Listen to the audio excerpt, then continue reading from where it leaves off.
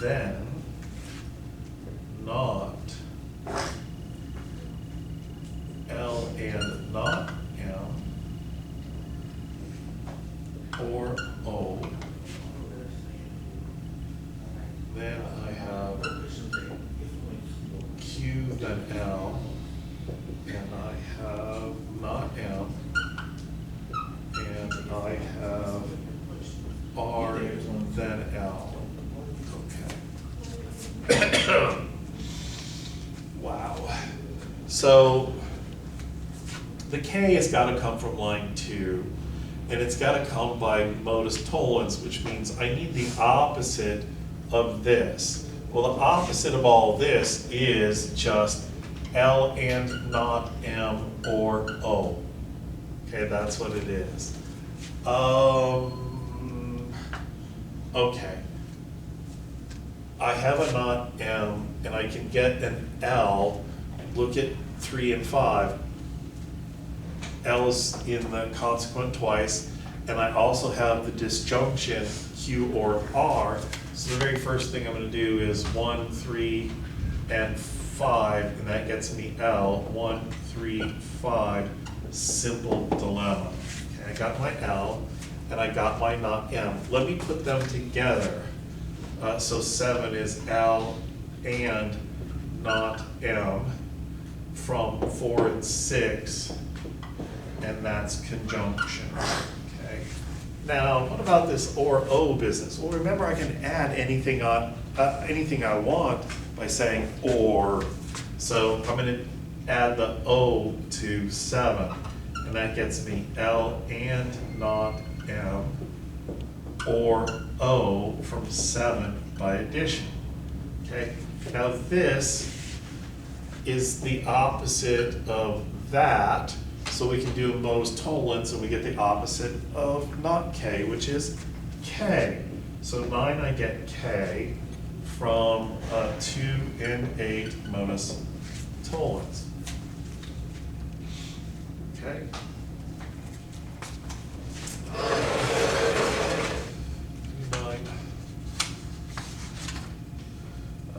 41. Prove W, then I have A and Z.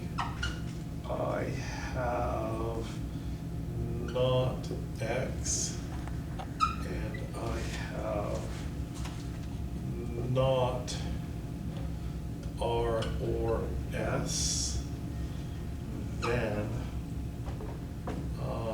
not A or X. I have R then W, and I have S then W. And I've got to get to W.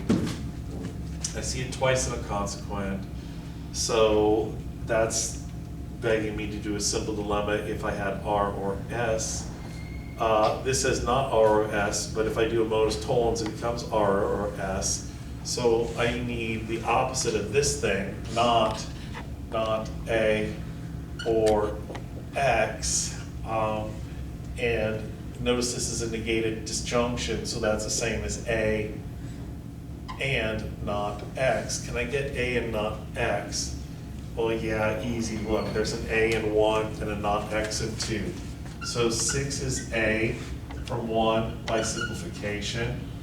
And now I'm just going to conjoin it with the not X. So A and not X from 2 and 6, conjunction, junction. What's your function?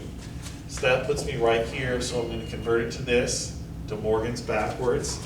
So pull a negation out, and so A becomes not A, and becomes or, not X becomes X. That's from 7 by De Morgan's. Okay, and why did I get this? Because this is the opposite of this consequent. So I can do modus tollens and get the opposite of this, which would be R or S. So 9 is R or S from 3 and 8, and that is modus Tollens. So I got R or S. Remember what I was gonna do with it, look at 4 and 5. So I've got 4, 5, and 9, and that gets me W, 4, 5, 9, simple dilemma. Okay. 1, 3, A, Q.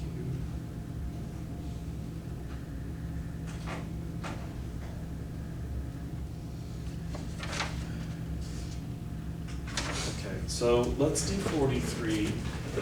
This will be the last one for today, else we get ahead of the other section. But I will introduce you to one of those additional techniques after this problem. So this problem and then just an introduction to something else.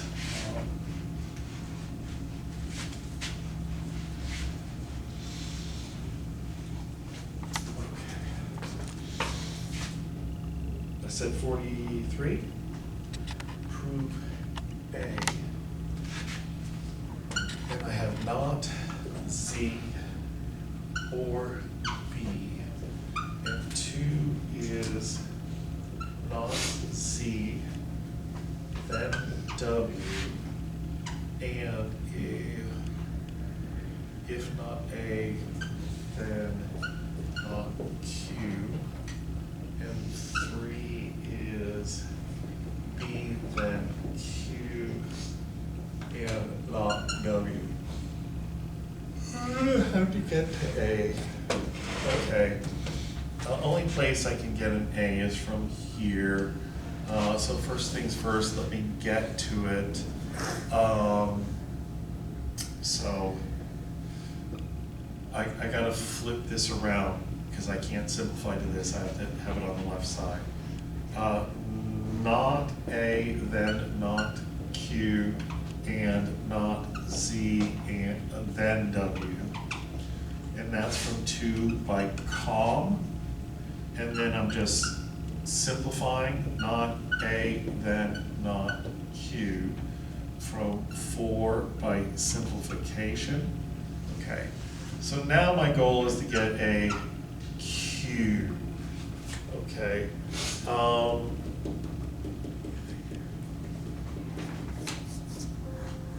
Okay.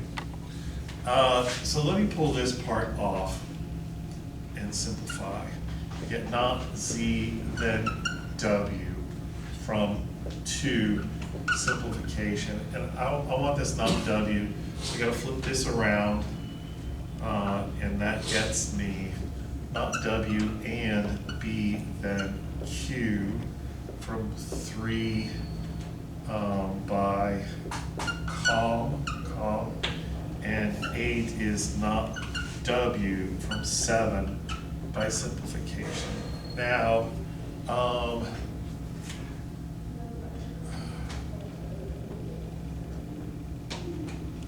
lost track of what we're doing. We're trying to get A, and so I got this, so I need the Q.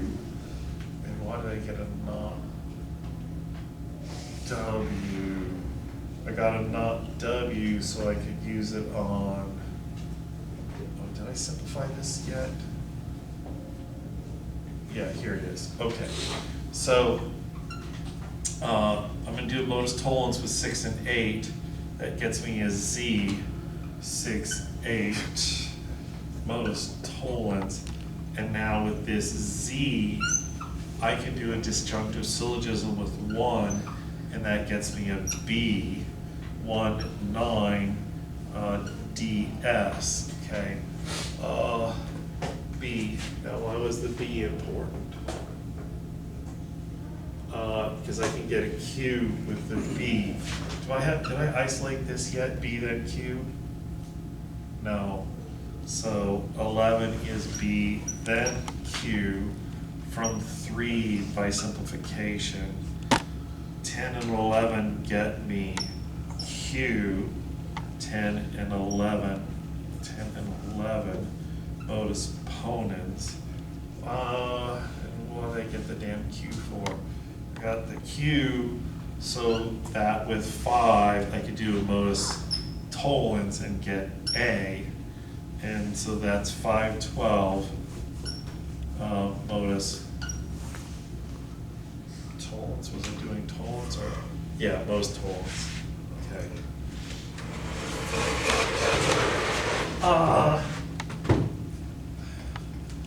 Might be a simpler way to do that.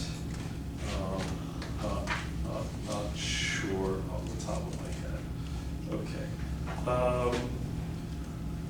Okay, let me.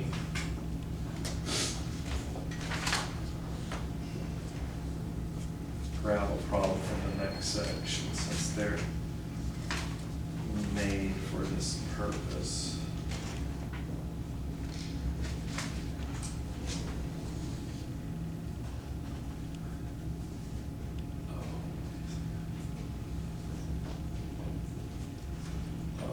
Okay,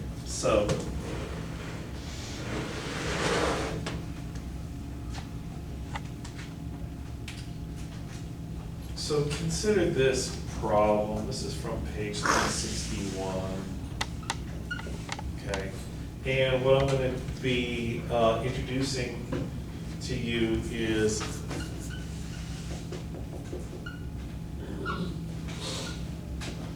what we call a conditional proof. And so suppose that we have to prove not B then not X. And here are our premises: X, then Y and Z, and 2 is Z and Y, then B. Okay. Now, up until now, we have been looking for this whole thing, right? But notice what this thing is saying.